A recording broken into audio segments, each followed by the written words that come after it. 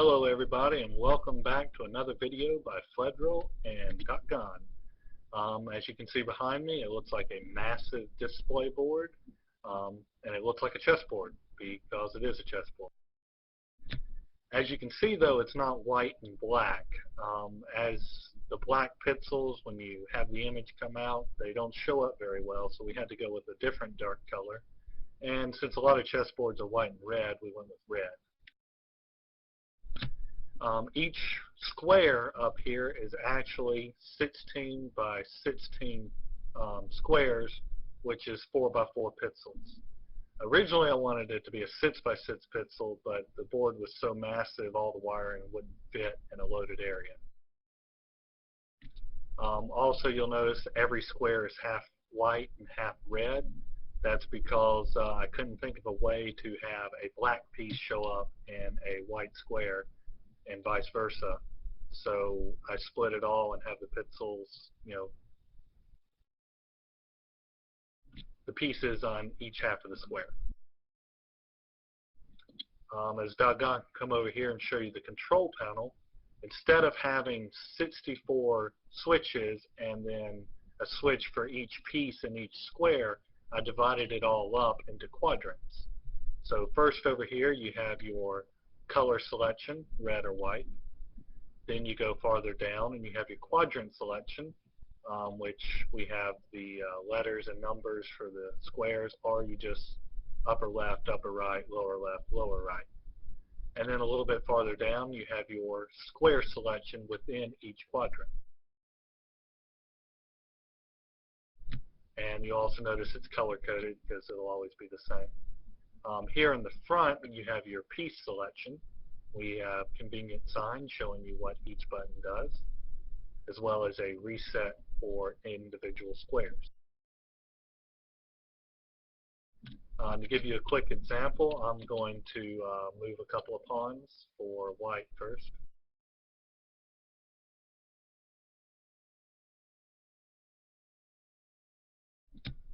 So I select my quadrant, I select my piece, and then I'm going to clear that square first.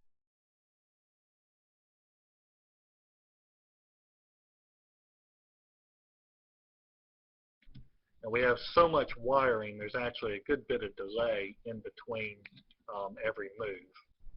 But after you get kind of used to it, it works out pretty well.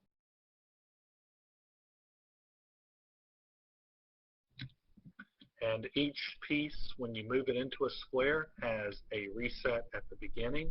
So if you were to move into an occupied square, it would take the piece that's there and then place yours. So now if I wanted black to go, I would unselect my pieces and quadrants and flip to the red section, red, not black, and then select my quadrant and select the piece I want to move, reset that square,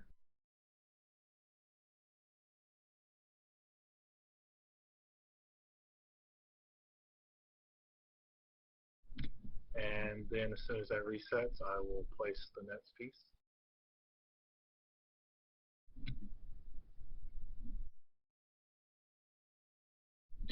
And move my pawn forward some.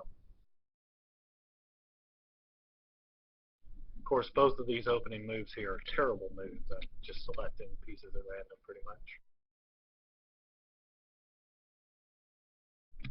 Alright, and there you go. That moved forward to exactly where I selected.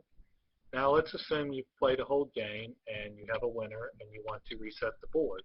Well, you come over here and we have a master reset switch that when pressed will clear the entire board in about a 12-second delay, roughly.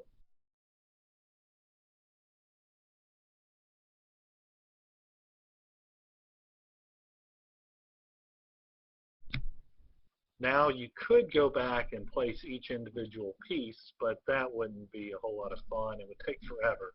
So we developed a set board game, or set board switch and button. So you flip your switch down to engage it, and then you press your button to automatically set the board for a new game.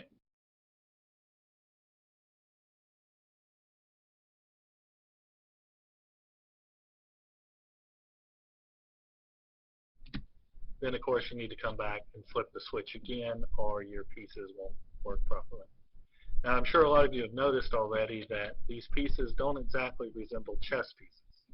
Well, considering I had a 2x4 pencil to work with, I kind of made them into Tetris shapes.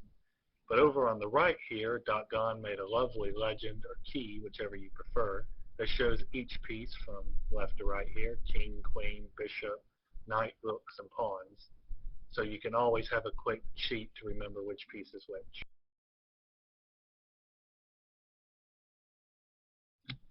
This here is the piece selection. As you can see, it's layered, so it goes all the way up and selects the correct piece on every floor. It's pretty much Piston ROM here on the left. It's read-only memory. You can't easily write to it. As you can see below you, it connects through a splits off to go up to a second level and straight across level. That way you could power two rows from the same set of ROM here. As you can see, the repeaters under you, they have different delays. The one with one repeater there is the reset, so it's on a lower delay than the other ones, and it resets the board before the signals actually get in there. Here in front of you we have the quadrant selection. It will only engage the quadrant and the spaces that you want. And down the length here that we're going is going to be your space selection. So if you wanted your first space, these first 16 pistons will engage. If you wanted the second space, the second 16 pistons would engage as well. This row here that .gon is standing on and kind of looking at is our master set. It pretty much bypasses all the space selections so that it can hook up however you want. So you can have it set the board in what manner you want it just by editing where these repeaters are at. The next section here is the white-black selection. When white is engaged, the white pistons will be down, and the red pistons will be down for red selection. Then we have every single line here hooked up through an RS NOR latch, so that when the piece is engaged, it doesn't just automatically go back, it stays out for a while. Then right next to the RS NOR latch, you have your reset that gets, whenever you select a piece, it'll reset the RS NOR latches, and then we'll take the new piece input. Then the next row here is the master reset, which resets every square all at the same time. Then you carry on a little bit farther, and this is all the wiring that goes to each individual square. I mean, in reality, this is 64 displays of 4x4 pixels, excuse me. As you can see, there are various repeaters everywhere, which is, to run the redstone. That's why it takes so very long for a piece to show up on the board. As you can see there, everything's wired into the back of the board for each and every square. It's quite a massive project. As you can see, there's a lot of wiring here to get all of the displays hooked up correctly, and because they all have to be spaced out so the redstone doesn't affect each other, it just takes up massive amounts of room. As you can see down here below us is the piece selection. We have it running underground to get to our control panel over there, mostly because there's so much wiring on the other end we couldn't really fit it all in, so we came this way.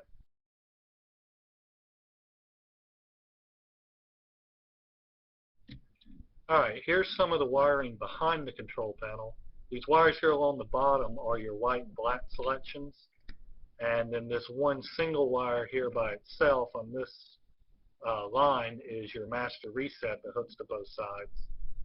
And all of these other lines here are your piece selections, because if we want to use the quadrant system like I did, the lower right square in each quadrant has to be connected to the lower right square of all the other ones. So it's a whole lot of massive wiring to make sure everything lined up correctly and hooks up to the control panel correctly. Also up here where all the wiring goes towards the control panel, you see a few that just go off in random directions. Those are the quadrant connections. Kind of the way I had it lined up, I had to split them off in a crazy way. And then they just all run together so that we have a very small control panel that can control 7 different images in 64 different squares. Which, by the way, I didn't mention earlier, this is a 1024 pixel display, which is 4,096 pistons. It took quite a bit of work to put everything, correctly, line it up, and then a whole lot of finding glitches and where I forgot to put a repeater or one redstone. It was a massive, monumental undertaking, and I think we did a pretty good job. So be sure to give us a like, and if you want to see some more stuff by us, just go ahead and subscribe.